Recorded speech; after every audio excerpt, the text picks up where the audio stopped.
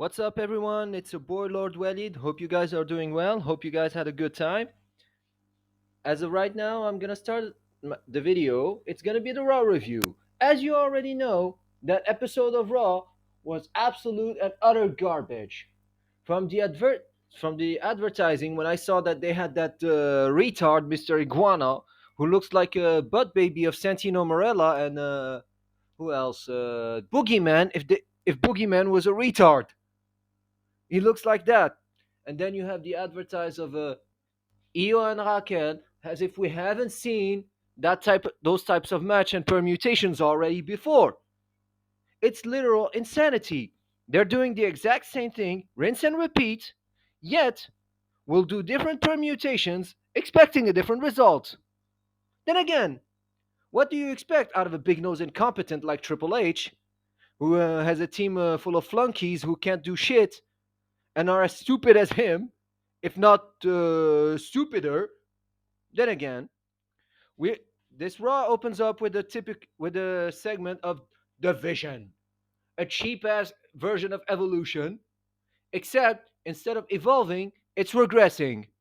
Should be named Regression 1.1, 1.0, and not Evolution 2.0, because what you see, the only thing that can come out of it is Braun being something, but let's hope it happens.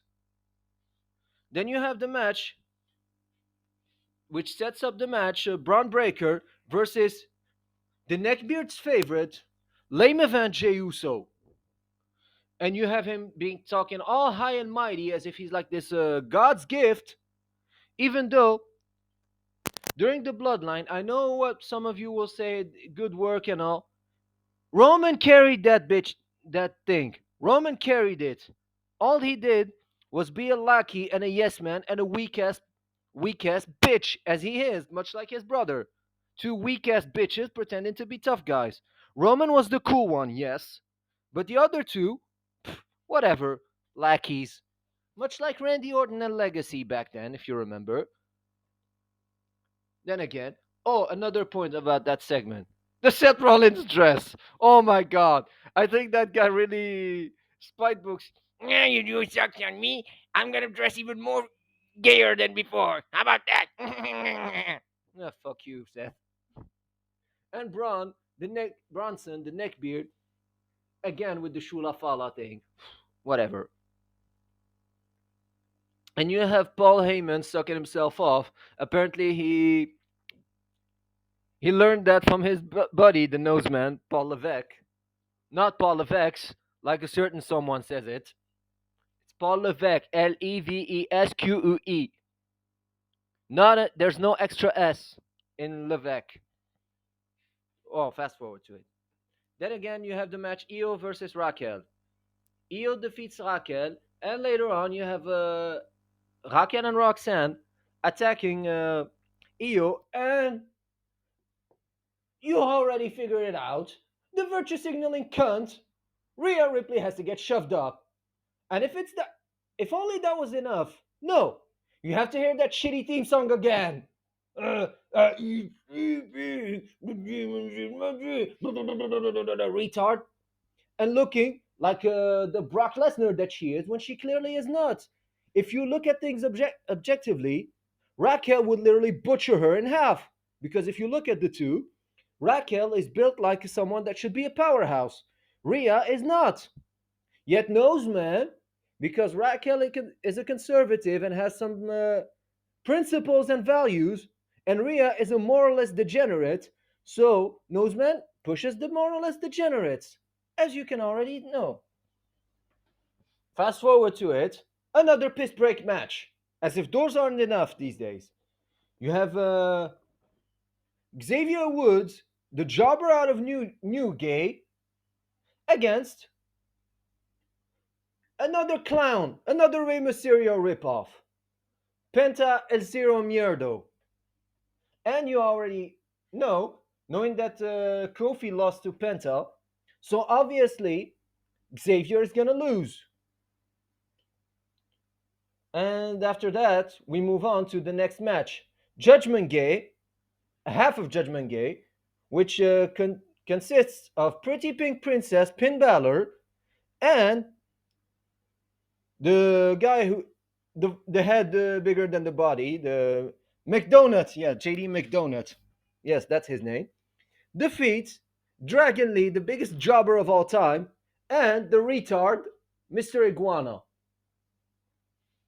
It's the second time I see this dude, and I'm wondering, what do those people see, those marks see in that guy? He literally is, as I said previously, as if Santino Marella and Boogeyman had a butt baby and were high on crack. That's what he looks like. Take a combination of the two and you make it more childish and retarded. And as you can already know, a judgment game match, so you're gonna have Soy Minique getting involved, and after that, some other jobber schmuck. What's his name again? Hijo de la puta el Viking dildo. No, I know it's not his name. Is Hijo del Vikingo. But to make it more fun, we'll call it Hijo de la puta el Viking dildo. How about that? Attack Soy Minik. But as logic would dictate, Judgment Gate is going to stand on top. And after that, we move on to Becky defeating Natalia in a quick match because it's pretty obvious it's going to lead to Nikki Bella, Miss Alimony, I came back to wrestling because I'm broke and I need money for alimony, comes back and does the attack on Becky Lynch. You wanted a burn on Becky, you could have used one of the TWRP videos, you idiot. It's not that hard. Then again, what can you expect out of a numbskull like Brie or Nikki? Then again, what can you expect out of those two? Either one of those two, I mean. And fast forward to it, you have the Naomi part when she announces her pregnancy, and as you already know, the second glory hog, Stephanie has to shove herself in. Obviously, as if Noseman is not enough, no, you're gonna see Stephanie too. Wanting to make things about her and the Steph places. Don't even get me started on that one. Ugh. That's pure narcissism at its finest. Much like the unreal shit to suck himself off for her big nose incompetent of a husband. Announces her pregnancy, which should mean now we have a new women's world champion, Jimmy Uso. Yeah. I'm just kidding. I know he's not a women's champion, but he should be the one because he dethroned Naomi. I know people were asking that on the poll, and you got your answer, peeps. Jimmy Uso is the new women's world champion. He'll be useful for once, as if he's not useful enough. He did something. Idiot. And then we get to the main event.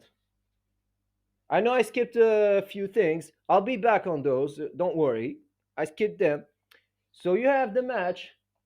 The loser, the world's biggest bum, shitty SoundCloud rapper, lame event Jey Uso, who dares to call himself main event, which illustrates a reason why this guy is lame. He sucks. Do you people remember Undertaker calling himself main event Undertaker or mid card Undertaker? No, not that I remember. Did Cena do it? Did Stone Cold did it? Did The Rock? Did who? Shawn Michaels? Rey Mysterio? Who else? Did Brock Lesnar call himself main event Brock Lesnar? No, because those guys are cool. Jey Uso is the epitome of being an uncool shit. Much like the other schmucks, like the Sami Zayns, etc. They are the epitome of uncool shits. Defeats Braun Breaker. However, what really boggles my mind in that is that you have during the match Roman helping Jay, but when it's the other way around, like Roman gets beat up, Jay doesn't show up. Oh, so now you mean to tell me that Roman is a cuckold who will help Jey Uso, but Jey Uso is so high, he thinks he's so high, he can't even lower himself to the order of Roman Reigns, which absolutely makes no sense because if all of us remember Jey Uso being nothing more than Roman's tribal bitch. I know during that match, you're obviously gonna have the meth head diva Flimsy Phil having to get himself shoved in and wanting to look strong. And the absurdity is they book him that way, make him seem strong, when in reality, a good 90% of that roster would like butcher him and throw him in a trash bin where he belongs. I miss the days when he tried to be a locker room leader and Booker T told him straight to his face, do something about it. And he didn't do shit. That should tell you people something. Because Booker T, being the smart one, I know I'm gonna use that from the hater. Much shout out to you. Don't take it personal, bro. You're right about that one, by the way. He said it in his brains when he sees a CM Punk. He goes like, wait a second. This is a comic book nerd. I used to grab these guys and throw them into lockers. Because Booker T, he grew up and is a smart man. What he did is he threw the thing and told him do something about it. Because he knows he can't do shit.